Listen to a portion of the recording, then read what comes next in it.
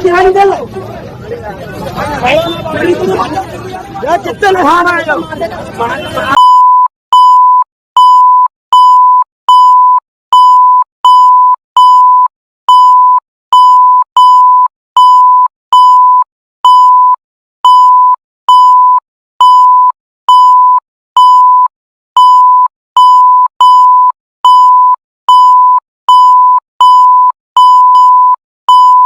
साथियों, जय भीम, जय भारत, जय संविधान। मैं बहुजन Dastak news and constitution channel से गौतम रत्ना, और आज हम बात कर रहे हैं 15 अगस्त स्वतंत्रता दिवस पर देश के सभी नागरिकों को अंग्रेजों से जो आज़ादी मिली इसकी शुभकामनाएं। लेकिन क्या काले अंग्रेजों से आज़ादी मिली?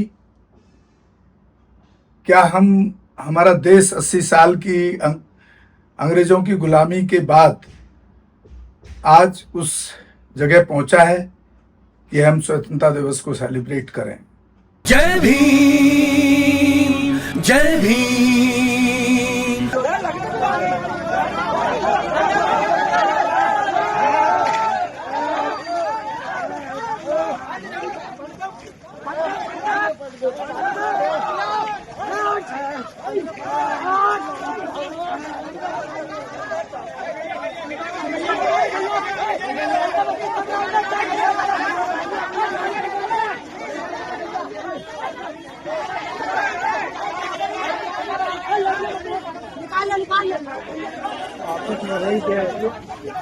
गाड़ी देने को तैयारी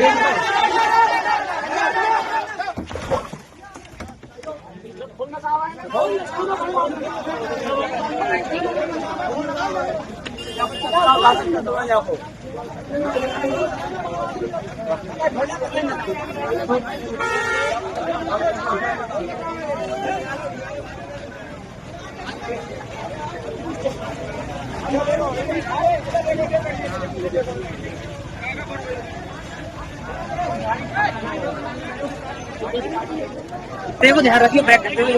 एक बहुत बड़ा सवाल है, और कॉन्स्टिट्यूशन में इक्वलिटी, बराबरी देने के बावजूद भी आज भी जो बहुजन समाज है, खास तौर से SC ST OBC माइनॉरिटी पर जिस तरह की घटनाएं आए दिन देखने को मिलती हैं, महिलाओं पर गैंगरेप देखने को मिलते हैं जिसमें FIR तक नहीं होती हैं, और उसको जो यहाँ की संघीय भाजपा सरकार है समरसता के नाम पर किस तरह से कुचलने और दबाने का काम करती है, उस पर मैं आज बात कर रहा हूँ। और लेटेस्ट उदाहरण लेके ही बात कर रहा हूँ। कितने सारे केसेस मैंने ऐसे हैंडल किए हैं जिसमें एक विशेष जाति, जनरल कास्ट, सामान्य जाति के लोगों द्वारा गैंग रेप तक में पुलिस FIR तक नहीं करती है, और FIR भी करती है तो उस परिवार को डरा धमका करके या उसके ऊपर कोई दूसरे एलिगेशन क्रॉस FIR करके, ताकि वो गरीब और वंचित उस सिस्टम से लड़ ना पाए और टूट जाए और केस को वापस ले ले। ऐसे बहुत सारे केस मैंने हैंडल किए हैं, इसलिए मैं बड़ी बेबाकी से बात बोल सकता हूं कि आज भी जो काले अंग्रेज हैं, ये मनुवादी, ब्राह्मणवादी मानसिकता के, मनुस्मृति मानसिकता के, आज भी 85% लोगों को गुलाम बनाए हुए हैं। और उसके पीछे सबसे बड़ा कारण है कि यहाँ की जो व्यवस्था, अंग्रेजों से जो गुलामी की आज़ादी के बाद जो व्यवस्था या उससे पहले जो व्यवस्था थी, उस पर जितना भी, चाहे वो एग्रीकल्चर लैंड हो, चाहे वो बिजनेस हो, चाहे एजुकेशन हो, इन्हीं 15% मनुस्मृति के पोषकों के पास रही, जिसके वजह से आज भी इक्वलिटी नहीं मिली। बाबा साहब ने ऐसे कई प्रपोजल दिए कॉन्स्टिट्यूशन बनाने के टाइम, जिसमें एक एग्रीकल्चर का नेशनलाइजेशन भी था, जिस तरह से बाद में बैंकों का नेशनलाइजेशन हुआ, उनको भी अब प्राइवेट किया जा रहा है। तो प्राइवेट का मतलब ही एक लाला की दुकान बन जाता है। तो ऐसे जब कारण मिलते हैं तो हमें यहाँ एक सवाल उठाना वाजिब है कि हम उस स्वतंत्रता दिवस को कैसे सेलिब्रेट करें। अभी लेटेस्ट का उदाहरण में आप मेरे पीछे स्क्रीन पर देख रहे हैं, डॉक्टर राहुल सिद्धार्थ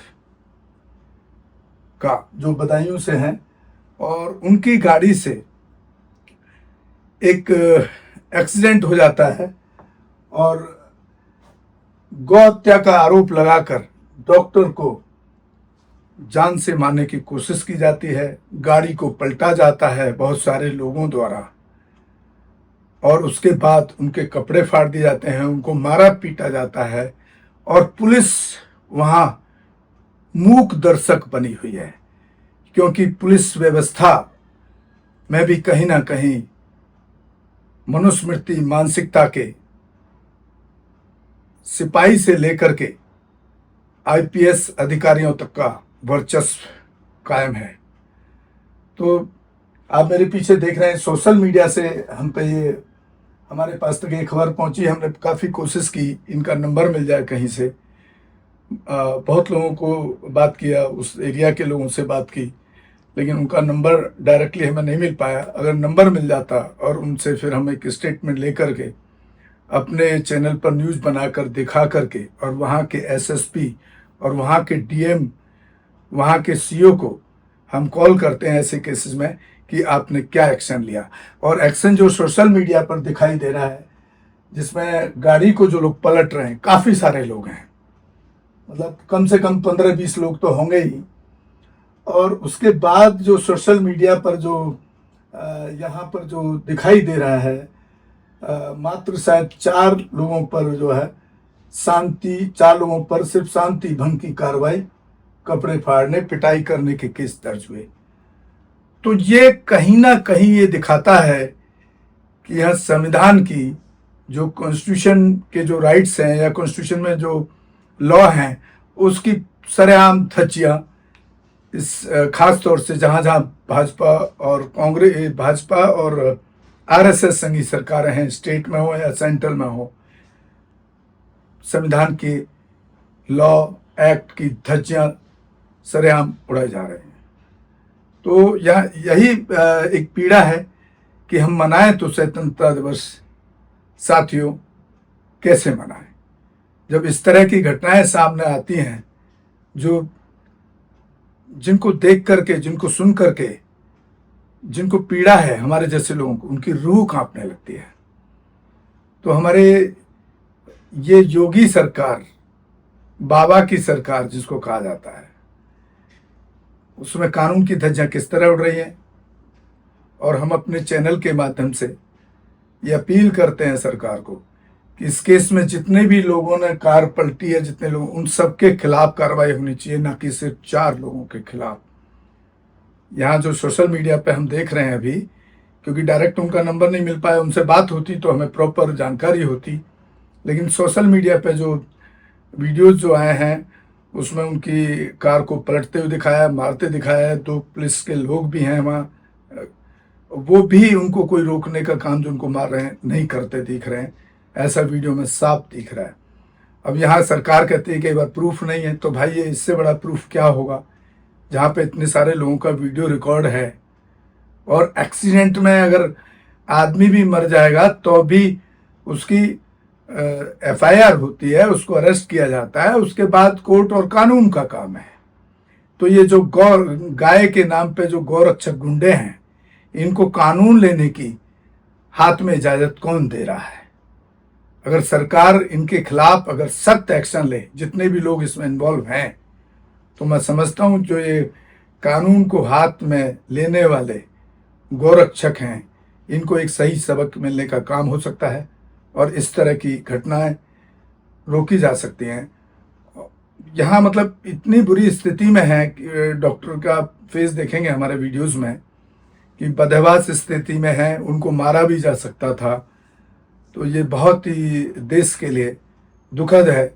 और इस सरकार में, चाहे वो केंद्र की हो या कोई भी हो, बहुत सारे ऐसे लोग जो एक्टिविस्ट हैं, उनको जेल के अंदर सड़ा दिया जा रहा है, या उन पर देशद्रोह के आरोप गढ़ करके, झूठे आरोप गढ़ के उन लोगों को जेल में डालने का काम ये सरकार कर रही है, ताकि वो ऐसे केसों के खिलाफ आवाज़ ना उठाएं। और शायद हम भी अगर बचे हुए हैं तो हम एक संवैधानिक दायरे में जाकर के इस तरह के मुद्दों को उठाने की कोशिश करते हैं। और हमारे ऊपर भी कई बार ऐसा हुआ है कि हमारे भी जेल जाने की नौबत, और स्टूडियो तक कई बार ऐसे केसेस पर लड़ने पे हमको बंद करना पड़ रहा है, एक हफ्ते स्टूडियो बंद करना पड़ा है। तो इस तरह की क्रॉस FIR हमारे ऊपर भी कई बार कोशिश की गई है करने की। तो मैं देश के सभी, किसी विशेष वर्ग से नहीं, देश के सभी वासिंदों से, सभी लोगों से अपील करता हूं कि इस तरह के माहौल के खिलाफ आप आवाज़ उठाएं, आवाज़ बुलंद करें, ताकि इस तरह की जघन्य घटनाएं ना हो सकें। और इस घटना की जितना कड़ी से कड़ी निंदा हो उतना निंदा करें।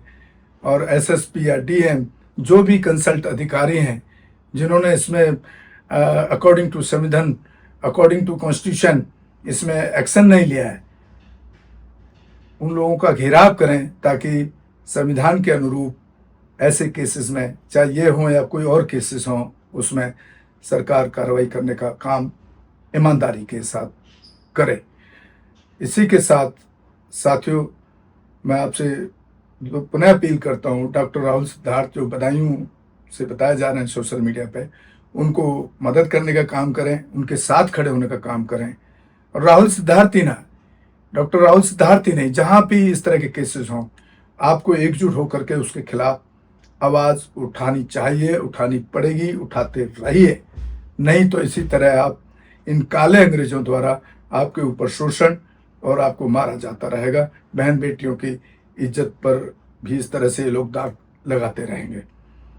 इसी के साथ मैं आपसे विदा लेता हूँ। जय भीम, जय भारत, जय संविधान, नमो बुद्धाय। और साथियों, हमारे दोनों ही channel Bahujan Dastak news and constitution को ज़्यादा से ज़्यादा देखें, शेयर करें, सब्सक्राइब करें, और हमारे Facebook, Twitter and Instagram page को भी फॉलो करें। इसी के साथ मैं आपसे विदा लेता हूं। धन्यवाद। पूरे देश के अंदर जहां कहीं भी बहुजन समाज पर एट्रोसिटीज होती है, उस एट्रोसिटीज पर अगर वो व्यक्ति, वो परिवार मेरे पास तक पहुंच जाता है, जिन केसेज में मेरे फोन के जाने के बाद एक्शन हुआ, उस पर रेप केस तक है, कुल्हाड़ी से काटे हुए हमारे समाज के, बहुजन समाज के लोगों को काटा गया, उन पर कार्रवाई कराने का काम किया। ऐसे सैकड़ों मनुवादियों को जेल भिजवा चुका हूं जो मेरे समाज पे, मेरी बहन बेटियों पर अत्याचार करते हैं। मेरे फिल्म प्रोडक्शन हाउस के अंदर अगर कोई आदमी इलेक्ट्रॉनिक मीडिया के अंदर जाना चाहता है या फिल्म लाइन में जाना चाहता है, उसको फ्री ऑफ कॉस्ट ट्रेनिंग में दे रहा हूं और देता रहूंगा। धर्म पढ़ाएंगे आपको, रामायण, महाभारत, गीता, बाइबल और कुरान। दोस्तों, आपको पढ़ना होगा भारत का संविधान। 1984 में काशीराम साहब को ज्वाइन किया मैंने। जय भीम, जय भीम। और उस टाइम में 9th क्लास में पढ़ता था। उनके उस रास्ते पे काम करता हूँ। सामाजिक आंदोलन चलते रहना चाहिए, राजनीतिक आंदोलन चले या ना चले। ना बिकता हूँ, ना मुझे कोई खरीद सकता है, ना समझौता करता हूँ। सिर्फ 18 घंटे काम करता हूँ। जब तक मेरे समाज के, बहुजन समाज के पीड़ित व्यक्ति को न्याय नहीं मिल जाता, तब तक मैं बाबा साहब के विचारों और संविधान पर चलता हूँ। 9810085714। गांव की घटना है, ठाकुरों ने राइफल से गोली चलाई, मारने का प्रयास किया, सिर्फ बारात चढ़त के ऊपर की, इस रास्ते से बारात नहीं चढ़ेगी, ठाकुरों का रास्ता है। सारे चैनल को बोला कि भाई स्टोरी चला दो, किसी कोई चैनल पे स्टोरी चलाने के लिए तैयार नहीं होगा। कौन से बहुजन समाज को न्याय दिलाने की बात कर? काशीराम साहब कहते थे कि मैं किसी की शादी में नहीं जाऊंगा, किसी के फंक्शन में नहीं जाऊंगा, किसी घर नहीं जाऊंगा, ना शादी करूंगा, ना गए कभी। जो संगठन, जो राजनीतिक लोग चला रहे, वो अपने घर में पहले सुरक्षा और बंगला और पैसे का और बड़ी कार का इंतजाम कर रहे हैं। उस पर भी आपको सोचना चाहिए। फिल्म लाइन और इलेक्ट्रॉनिक मीडिया में इस समाज के लोग, जो पुअर सेक्शन है, पुअर कास्ट जिसको कहते हैं, SC ST OBC माइनॉरिटी, एक भी चैनल का कोई भी मालिक इस देश के अंदर आज तक नहीं है। क्यों नहीं है? हमारा चैनल लाइक, शेयर, सब्सक्राइब देखना मत भूलिएगा। इसी के साथ आप लोगों से विदा लेता हूँ। जय भीम, जय भारत, जय संविधान, नमो बुद्धाय।